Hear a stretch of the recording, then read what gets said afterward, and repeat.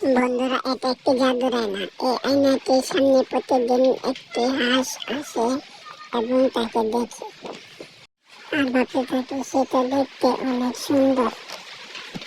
এটা ভেবে সে অনেক খুশি হয়ে যায় এবং আনন্দে আত্মহারা হয়ে তার আয়নাটিকে গুড মর্নিং জানায়।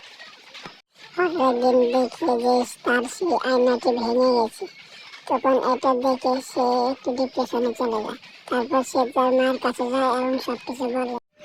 আবার সে ভাঙা আয়নাটিকে দেখে এটা বলে সে মন খারাপ করে।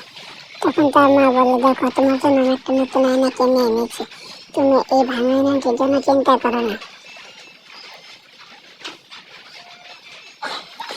তোমার জন্য আমি এই ভাঙা আয়নাটির বদলে একটি আয়না কিনে এনেছি।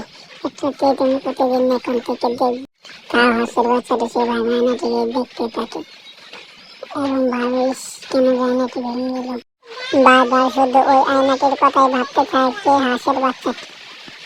তখন হাঁসের বাচ্চাটি তার মার কাছে যায় এবং তখন তার মা তাকে বলে, তুমি চ্যানেলটি সাবস্ক্রাইব করে দাও, তোমাকে নতুন আয়না কিনে দেবো।